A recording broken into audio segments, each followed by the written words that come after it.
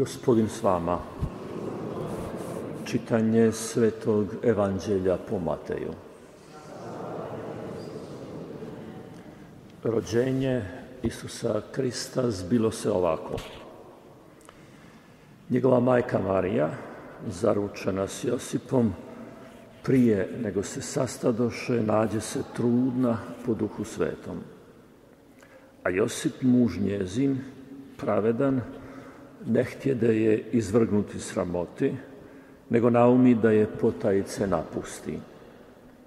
Dok je on to snovao, gle, anđeo mu se Gospodnji ukaza u snu i reče: Josipe, sine Davidov, ne boj se uzeti k sebi Mariju, ženu svoju. Što je u njoj začeto, doista je od Duha Svetoga.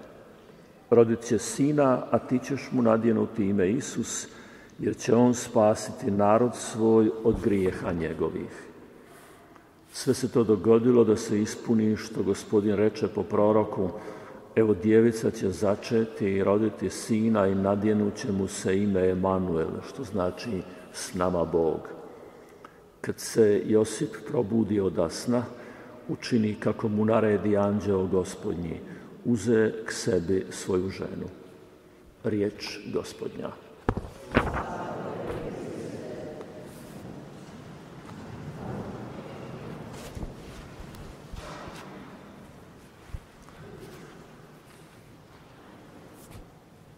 Ovaj današnji Matejev odlomak nam govori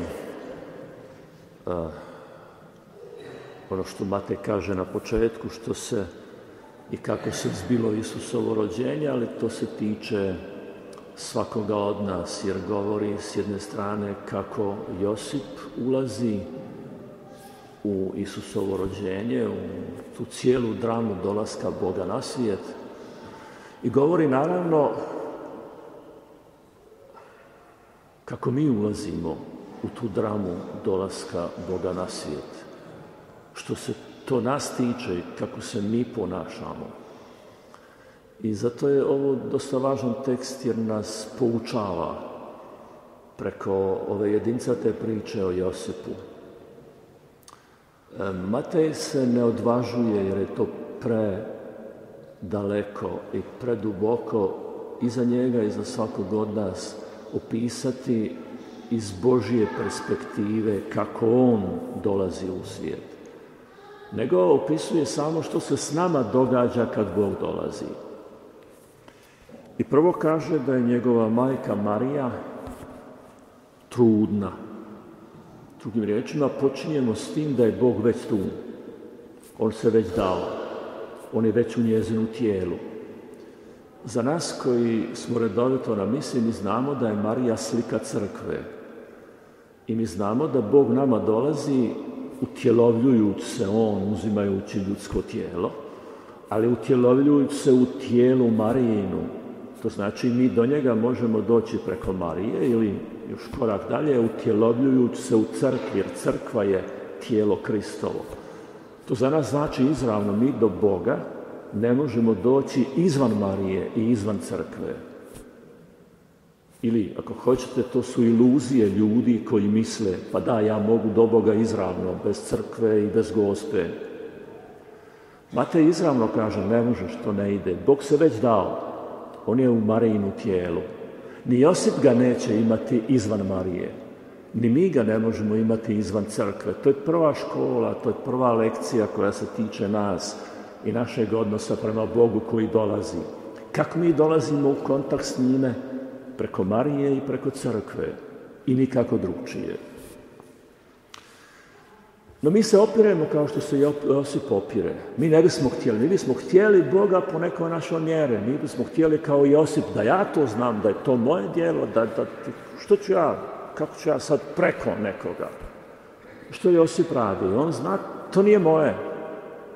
To dijete koje nosi žena koju ja volim nije moje. I što čini, budući da je pravedan, čini ono što je po njegovim mjerilima jedino moguće. Mi moramo razumjeti da drama ovog čovjeka stane u jednu rečenicu. Ta rečenica je jednostavna, ali ona je zbijena dramom čovjeka. Josip, muž njezin, pravedan, ne htjede je izvrgnuti sramoti, nego naumi da je potajice napusti. Znači, pravedan je i on zna, ako bi postupao po zakonu koji vrijedi, po religioznom zakonu, on bi morao izići pred starješine i reći: ova žena koju ja volim je trudna, ali to nije moje dijete. I nakon toga slijedi kazna kamenovanjem za ženu koja je trudna sa nekim drugim. On to ne može. Ali drama nije samo u tom odnosu prema ljudima, drama je njegova iznutra. To što ona nosi, ona mu kaže nije njegovo, ali to je Božje, to je od Duha Svetoga. I on, budući da je pravedan, osjeća strahoviti respekt. Što će on s tim? Što da on napravi? Budući da je pravedan, ovo nije jednostavno razumjeti. Ja ću pokušati to prevesti u neki vrlo materijalni jezik da možemo razumjeti. To otprilike kao da biste otišli na posao jedan dan i dogovorili da će vam plaća biti 200 eura. I nakon toga, na koncu dana, onaj koji vas je zaposlio da vam 100.000 eura. To nije moje. To nije u redu. Tko je pravedan, rekao bi: ne, to nismo tako dogovorili, to nije moje. To je respekt pred nečim što je golemo, što nadilazi sve moje. Tako je Josip u jednom trenutku vidi: to nije moje, to je Božje, što da ja sa s tim radim? Ja nisam dostojan, to me nadilazi, to je puno više od mene. Jedino što on smišlja, a to je da okrene leđa, da se makne. Matej bi htio da shvatimo, to smo svi mi. Tako se mi ponašamo. Bog u naš život ulazi sa golemim, velikim darom. Daje ti život, daje ti oproštenje, daje ti novu šansu, daje ti prigodu da svoj život dobro organiziraš i ti bježiš jer misliš: pa ove ljudske mjere su bolje, pa ovaj način kako to svi drugi, to je možda bolje, maknut ću se ja od Boga. Josip je ovdje potpuno pravedan i potpuno ljudski. I to što se njemu događa je zapravo drama koja se događa svakome od nas. Jer on se boji doći blizu Bogu koji je prevelik u dolasku. I onda će se dogoditi da Bog mora njemu izravno intervenirati. Kaže nam naš prijevod ovdje, dok je on to snovao ili dok se mučio s njime, dok je o tome razmišljao, dok se bavio s tim što da napravim, jer se našao u situaciji muškarca, što god da napravim nije dobro, a napraviti moram, odlučiti moram, što god odlučim nije dobro. Ako je ostavim nije dobro, ako ostanem s njome nije dobro, šta da napravim? I onda, misleći da je to jedino pametno, jedino može, potajno, neću nikom ništa reći, ni drugima, ni njoj, nestat ću. I dok se s tim mučio, dok donese odluku, javi mu se Bog u snu. Ovdje bih volio da izbjegnemo naše onako zapetljanosti, naše zavrzlame, je li Bog govori u snu i kome Bog govori u snu i kako tumačiti snove i mogu li ja sve snove što sanjam doći da mi neko protumači, to možete baciti u more dole odmah. U Trsteniku to nije tekst koji o tome govori. On govori o tome da mu je došao anđeo, doista u snu, ali anđeo je onaj koji donosi vijest, onaj koji donosi Božju riječ. Pa ako ti hoćeš da ti anđeo govori, Matej kaže, evo ti riječ. To ti je Božja riječ, to ti je anđeo. To Josip nije imao, ti imaš Božju riječ i ona ti donosi.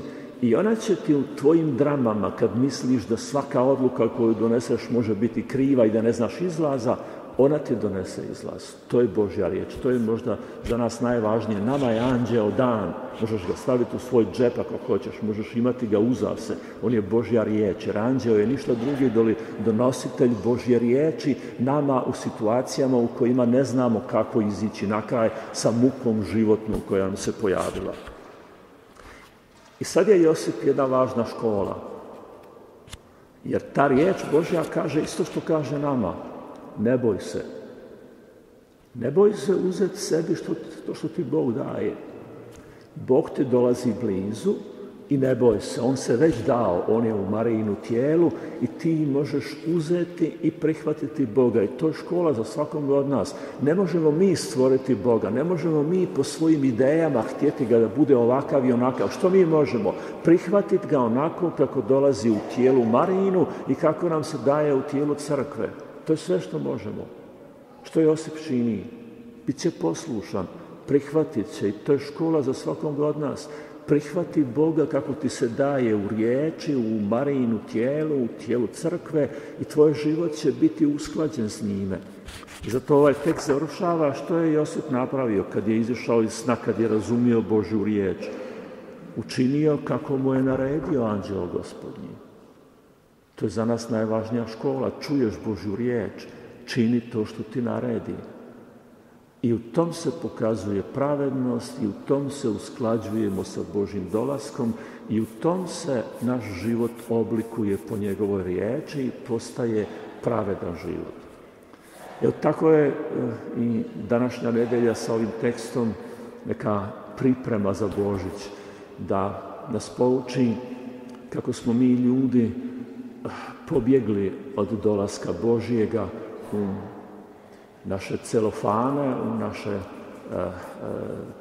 svjetiljke, u naša svjetla po noći i pobjegli od Boga koji dolazi u neki privid dolaska Božjeg, u neki privid Boga po našoj mjeri, a on dolazi k nama u našim životnim odnosima, u našim životnim mukama i pitanjima i dolazi nam što je moguće bliže, ne bili smo li iz prihvaćanja njega, iz prihvaćanja njegove riječi u tijelu Marijinu, u tijelu crkve mogli imati ispunjen život.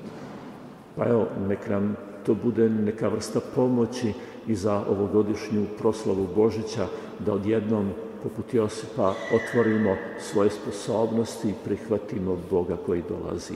Amen.